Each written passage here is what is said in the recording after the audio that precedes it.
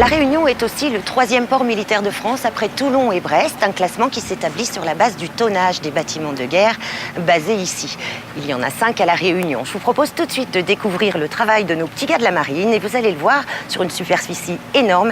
Ils ont en charge notamment la surveillance de la pêche illicite et également la lutte anti-piraterie.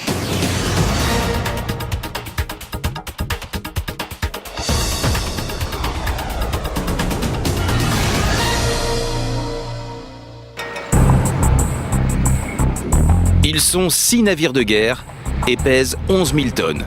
C'est ce poids qui fait de la base navale de la Pointe des Galets le premier port militaire d'outre-mer et 3e au niveau national.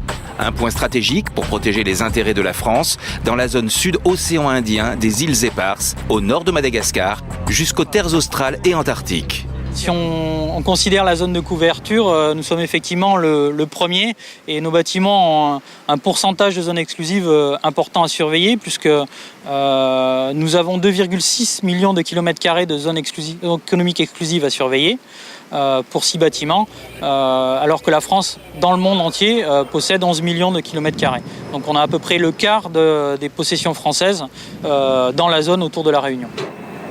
Alors l'essentiel de nos missions, c'est d'une part d'assurer la protection maritime et la présence du pavillon français dans la zone de responsabilité permanente. Ensuite, nous avons également une mission de coopération avec les différents pays du sud de l'océan Indien. Et puis enfin, une mission permanente de protection des intérêts français dans la zone. À quai, pour entretien courant, le Floréal rentre de mission. Il vient de passer 2 mois dans le grand sud de l'océan Indien. Depuis 2008 et le lancement de l'opération européenne de lutte anti-piraterie, appelée Opération Atalante, il est chargé de surveiller en permanence la zone. Une présence dissuasive. La piraterie est en baisse et aucune activité de pêche illicite n'a été constatée lors de ces dernières interventions. On n'a pas trouvé d'illicite. En revanche, on montre la présence du pavillon français et on montre qu'on participe à la surveillance de cette zone, tant d'un point de vue, je dirais, police des pêches que d'un point de vue environnemental, puisqu'on est là aussi pour éventuellement constater une pollution, des rejets à l'eau, bref, être présent et assurer la présence de l'État français. Grâce à ses moyens de détection et sa plateforme pouvant accueillir un hélico de type Panthère, le Floréal peut surveiller plusieurs centaines de kilomètres carrés. Il sécurise ainsi les activités de pêche en zone économique française. L'objectif est d'avoir une pêche raisonnée, à la fois pour préserver la ressource halieutique et puis également pour permettre aux bâtiments français ou aux bâtiments qui ont des licences de pêche autorisées par la France de pêcher et d'assurer la survie de la filière économique. Le Lagrandière, lui, est un bateau de transport léger. Il est chargé, 2 fois par an, du ravitaillement des îles Éparses autour de Madagascar. Lors de sa dernière mission, il a dû intervenir pour une opération de pêche illicite en zone de réserve naturelle. Lors de notre passage autour de l'île du Lys, nous avons découvert un bâtiment au mouillage qui vraisemblablement pratiquait la pêche. Et donc il nous a été ordonné d'aller faire une mission de contrôle des pêches sur ce bâtiment. Et nous avons constaté effectivement une infraction de par sa présence qui est interdite, et également de par la pêche des holothuries, donc les fameux concombres de mer. C'était un petit bâtiment qui provenait de Madagascar et les quantités d'holothuries pêchées étaient effectivement assez importantes, donc plus d'1 tonne d'holothuries relevées à bord. Autre mission de la base navale réunionnaise, assurer la maintenance de la flotte militaire.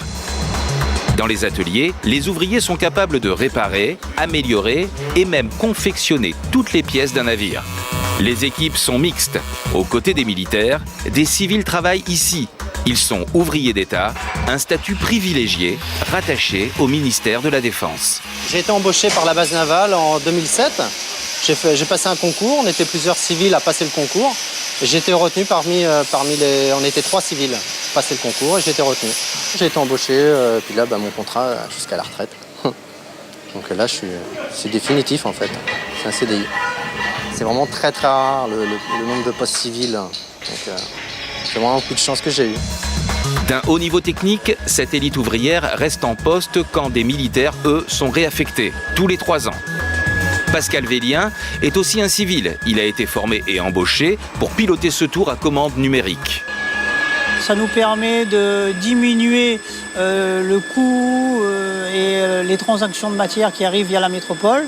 Donc au niveau de l'acheminement des pièces, nous sommes en mesure à ce jour de fabriquer énormément de choses que nous ne pouvions pas il y a quelques temps en arrière.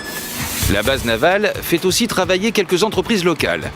Son service d'appel d'offres lance régulièrement des marchés d'entretien du matériel.